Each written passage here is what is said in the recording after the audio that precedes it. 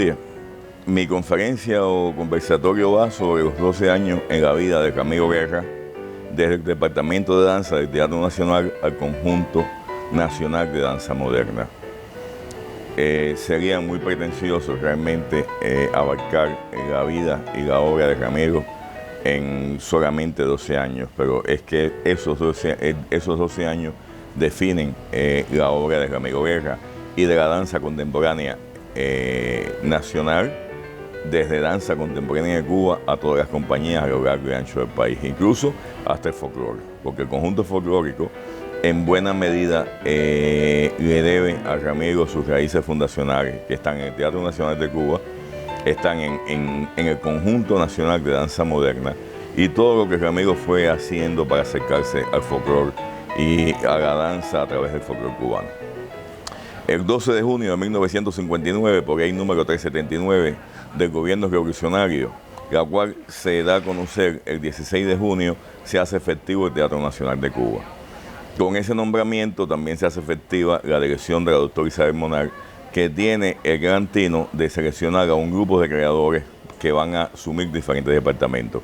Ramiro va a ser el designado, el escogido, para dirigir el Departamento de Danza Nacional de Cuba, o el Departamento de Danza del Teatro Nacional, que así fue su primer nombre. Entre quienes acompañaron en esa aventura, indiscutiblemente, Ramiro es uno de los más destacados por su grandes aportes a la cultura cubana y mundial, como investigador, ensayista y, como el más importante, coreógrafo cubano de todos los tiempos, por la calidad de su prolífera obra que está asociada a su magisterio. Sin la obra de Ramiro no existiría un movimiento de danza nacional, por lo menos no como lo conocemos hasta ahora, y no hubieran existido los coreógrafos más inmediatos, sus deudores, que dejaron su huella indeleble en la coreografía cubana, como la norteamericana Lorna Bursack, el mexicano Manuel Irán, los cubanos Eduardo Rivero, Arnaldo Patterson, Víctor Cuellar, Santiago Alfonso, Isidro Rolando y otros que le sucederán. Y la mexicana Elena Noriega es otro nombre importante en la coreografía cubana de la época, pero ella llega a Cuba con una obra reconocida, referenciada en su país y confrontada con éxito en escenarios internacionales. La agrupación que impulsó Ramiro cambió de nombre en sucesivas ocasiones. Se reconoció primero como Departamento de Danza del Teatro Nacional, que es la fecha de fundación de la compañía como tal, que es el 25 de septiembre. Después empieza a llamarse Conjunto de Danza Moderna del Teatro Nacional de Cuba, que es una fecha un poco discutida porque no puede fijarlo en un momento exacto, y empieza a aparecer en los programas de mano en el mes de septiembre de 1960 con ese nombre. Conjunto Nacional de Danza Moderna, que aparece por primera vez con ese nombre en el programa de mano del 11 de abril de 1963, para el estreno mundial de Tierra de la coreógrafa mexicana Elena Noriega en la Sala García Lorca. Eso es un poco controvertido porque desde el año 1962 la compañía ya se le quería poner ese nombre con la creación del Consejo Nacional de Cultura en el año 61.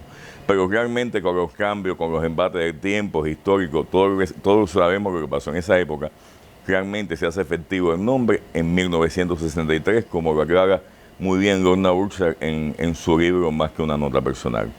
Y Danza Nacional de Cuba comienza a aparecer con ese nombre en la prensa cubana en agosto de 1974 y Danza Contemporánea de Cuba en 1987.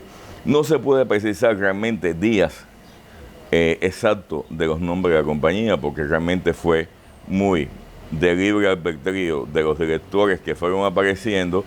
Le fueron cambiando nombre, pero en ningún documento oficial aparece con ninguno de esos nombres.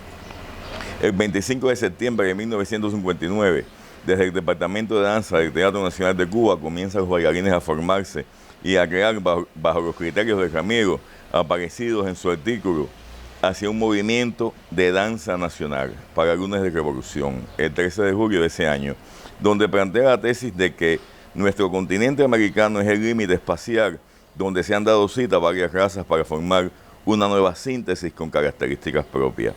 Y establece además las estrategias para dotar a Cuba de esa manifestación, que en nuestro caso no surge de forma espontánea como muchos creen. La primera tarea fue aglutinar material humano de 20 a 25 bailarines con alguna técnica de cualquier tipo de danza que tuvieran la sola actitud para bailar y enfrentar el reto de la falta de profesores especializados y la falta de tiempo para la formación y desarrollo técnico. Hacer sobre la marcha fue la divisa de esa etapa, porque había la necesidad de crear las bases de una danza nacional, con un espectáculo que atrajera la atención popular, necesidad de la nueva cultura revolucionaria que se gestaba. Entre los 29 bailarines seleccionados se encontraba Lorna Bursack, quien había llegado a Cuba el 26 de agosto de 1955. La propia autora narra que ella era una experimentada bailarina y profesora formada en los Estados Unidos, y 3 veces a la semana impartía clases en la Academia de Luis Trápaga, que fue donde Lorna vio la convocatoria en 1959 de que se estaba creando una compañía de danza nacional, y por eso es que ella accede a la compañía. Lorna narra que hacer aparecer en el escenario como profesional un grupo de bailarines que en la práctica técnica la mayoría no hubiera pasado de principiantes, cualquiera que fueran sus actitudes. El 19 de febrero de 1960 fue el día en que, sin prejuicio alguno, fueron convocados los dioses. Y cuando los dioses se deciden a bajar de sus altares para ponerse a bailar con los hombres, es que indudablemente algo de mucha importancia está sucediendo. Tal escribió Achero en Por la Libre en abril de 1963, a raíz de tan gran suceso en su artículo Danza Moderna, un paréntesis entre los dioses y la tierra. Porque incluso Ramiro, desde su etapa fundacional, empieza un acercamiento y a mezclar el folclore cubano con la danza contemporánea, danza moderna norteamericana.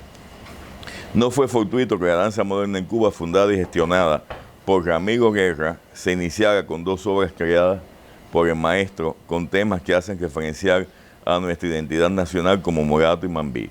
Por demás, con música cubana de Amadeo Roldán y Juan Branco, respectivamente. Para completar el programa, le pide Ramiro a Lorna, quien había impartido las clases de Graham y Limón a los primeros candidatos para formarse como bailarines, a que coreografiara para la ocasión. Ella narra que fue una petición aterradora, porque no tenía confianza como coreógrafa. Entonces decide llegar a un arreglo, montar 2 famosas coreografías de Doris Humphrey, la cual ella había interpretado en sus respectivos reestrenos en 1954 y 1958 en el Festival de Danza Norteamericana. Narra Lorna: complacía a Ramiro al aceptar su petición, pero me tomó un respiro montando 2 de las primeras famosas coreografías de Doris Humphrey, Estudio de las Aguas y La Vida de las Abejas.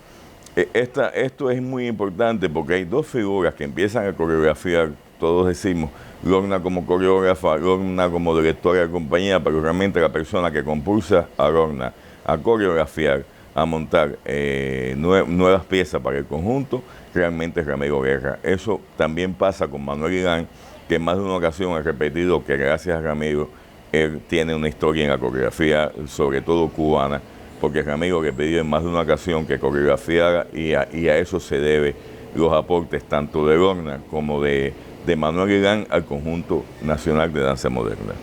Cuando en ese momento hubo que representar a Cuba en el mundo, el conjunto del Departamento de Danza del Teatro Nacional de Cuba fue enviado al Festival de las Naciones de París. Cuando en ese momento hubo que mandar a representar a Cuba, una representación cubana al Festival Internacional del Teatro de las Naciones en París, fue escogido el Conjunto Nacional de Danza Moderna.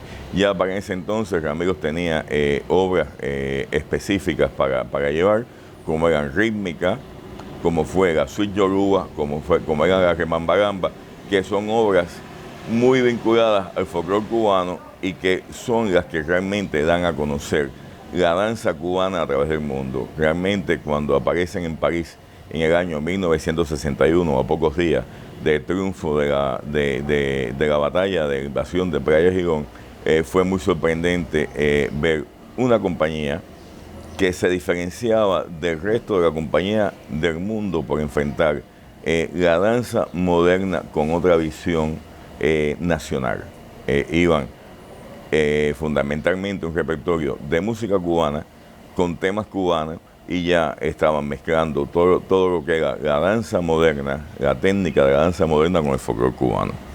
En ese periodo, que podemos definirlo como una primera etapa, Ramiro estrena Morato, Estrena Mambí, El Milagro de Anaquillé, Autosacramental, Sweet Yoruba, Rítmica y La Rebamba, que son las obras que definen ese primer periodo que realmente lo podemos tener entre 1959 y 1961.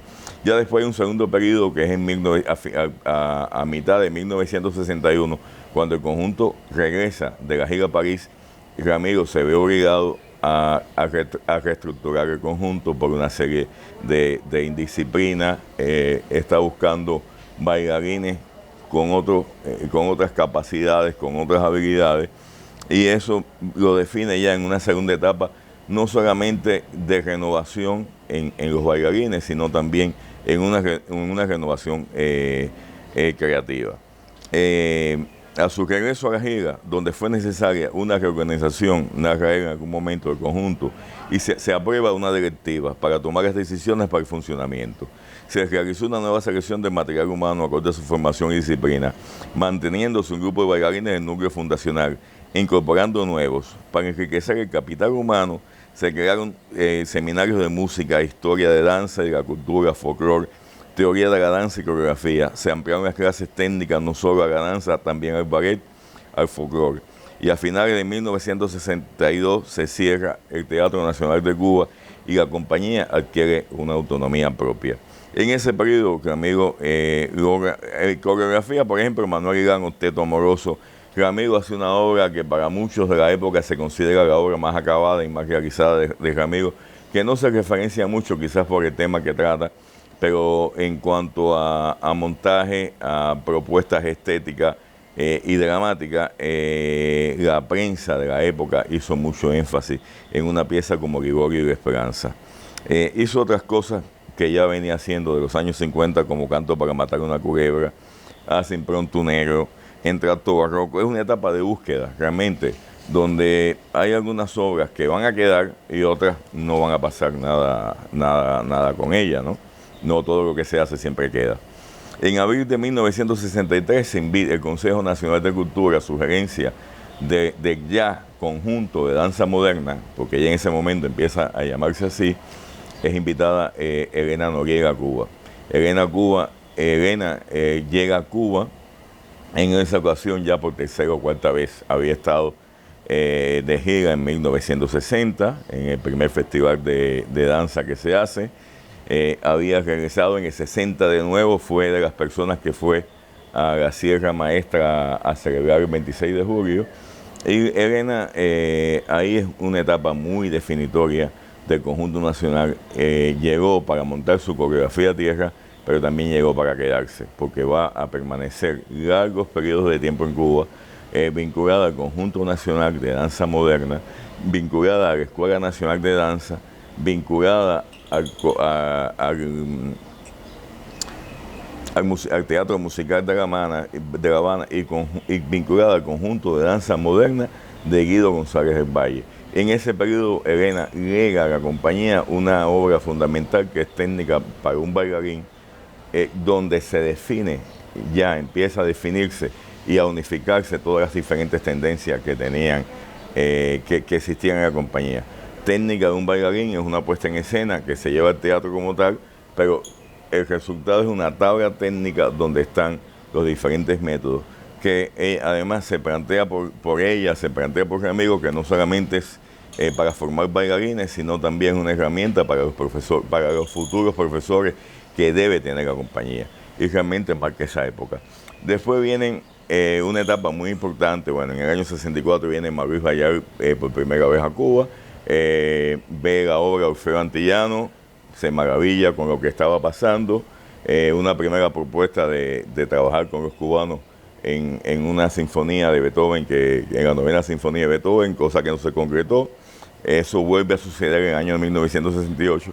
Pero ya en ese periodo, Ramiro declara que es fundamental la presencia de Elena Noriega, no solamente para la compañía, sino para él en lo personal, porque es la persona realmente que lo empieza a hacer entender la coreografía. Es la persona que le abre un poco su visión de su método coreográfico y empieza entonces a hacer obras ya más grandes en cuanto a duración, como es ya La Medea, como es Chacona y una serie de obras.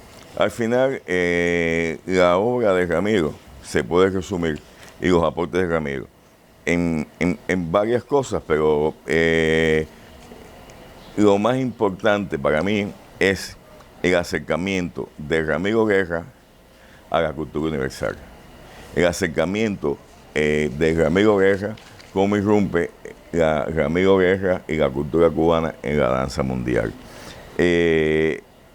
Ramiro, en una ocasión, siempre decía, y es bueno aclarar, refiriéndose al Decálogo del Apocalipsis, que es la obra que al final no estrena, y qué fue lo que pasó, porque Ramiro no puede estrenar la obra, qué fue lo que ocurrió. Lorna narra que más de uno que se empezó a correr un chisme de que había elementos pornográficos como escenografía por todo el Teatro Nacional, y que eso fue lo que provocó la salida de Ramiro.